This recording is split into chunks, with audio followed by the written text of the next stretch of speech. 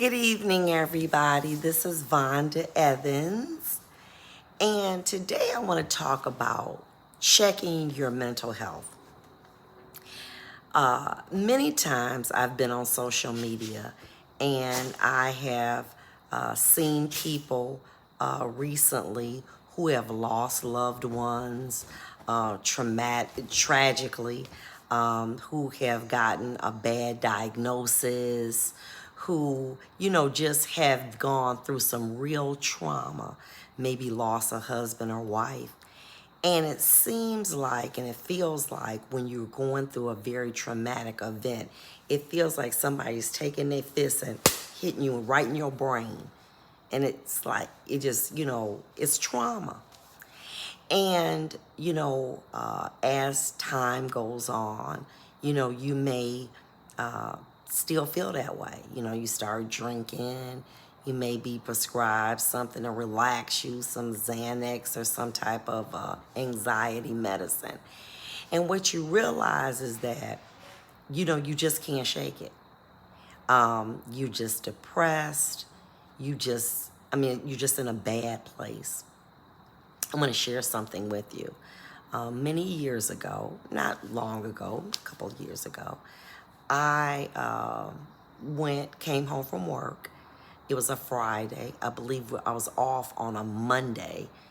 I slept for 3 days. I only got up to use the bathroom and drink water.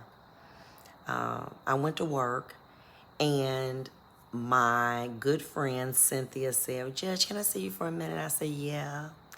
And so she says, "You haven't been your same self." I said, "What you mean?" She said, "You just look so disconnected." And, she said, "I think that maybe, something's going on." And I was telling her, how depressed I was. And she said, when women get to be a certain age, they have challenges in their mind a little bit different because it's a hormonal change. And, she was saying, just like women go and get their breasts checked once a year and men with their prostate, that we check those areas because we are concerned about our physical health, and we had to be concerned about our mental health. I'm like, but wait a minute, you don't understand. I am a strong Black woman.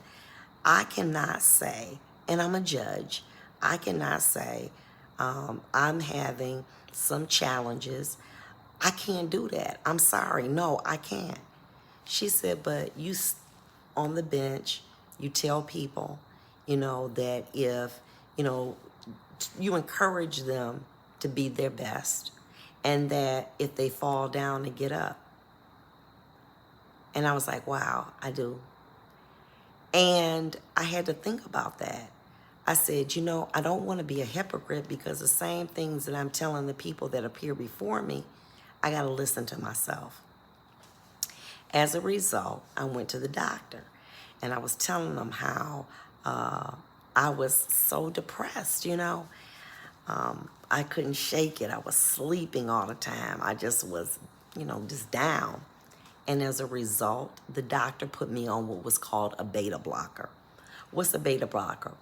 When you get depressed or anxious over a period of time and it goes uncorrected, your body begins to produce hormones that really put you in a fight or flight feeling all the time, and makes you overly anxious because your body is producing too much of these hormones. And it doesn't mean that you're not a good person. It doesn't mean that you're not a strong person. It doesn't mean that you're not a spiritual person. It just means that your body is producing hormones that it shouldn't be, and that there's medicine to slow it down. It didn't make me feel like, I was able to function. I really didn't even know I was taking it. I began to feel a little bit better. What I had to do was I got off of social media. And the reason why, I'm looking at my body, and I'm looking at women my age with pretty bodies, and I'm like, oh my God, my body is a hot mess. I was looking at people in very successful relationships, and I was not in one of them. And I was feeling like a failure because I would see what people projected to me that they were doing or projected to the world. And it made me feel inferior. And I know that that wasn't their intention, but it was how I began to feel. So I had to cut off social media because I was comparing myself and I was feeling worse. Also, what did I start doing? Every day, I took my medicine with my blood pressure, my beta blocker, my blood pressure medicine. I go out and I walk. And, I make my bed. And I said, look at you. And I would encourage myself for little things. I love to walk. And I would walk miles at a time. Well, for a while, I hadn't walked. So just a couple blocks. I said, look at you. I began to encourage myself at little things. There were people who ultimately found out, that I was taking the medicine and criticized me. She on that psycho message, psycho. But guess what? It ain't what you call me, it's what I answer to. And at that point, I needed to heal me. And I didn't give a damn what you say. But I knew from those comments, that was not a friend. That was somebody who wanted to see me suffer in silence. And I wasn't going to be bound anymore. I learned to cut people out of my life that were negative, that were not uplifting to me. And I gravitated to those people that actually told me how things were and were real with me and 100 and transparent. They wasn't blinded by that black robe. They was like, look, I love you. And I'm going to tell you, listen, you need to go get some help because you deteriorating, okay? I'm thankful for that. And it was a journey. It was definitely a journey. Little by little, I was sleeping again. I was eating properly. I was starting to feel my old self.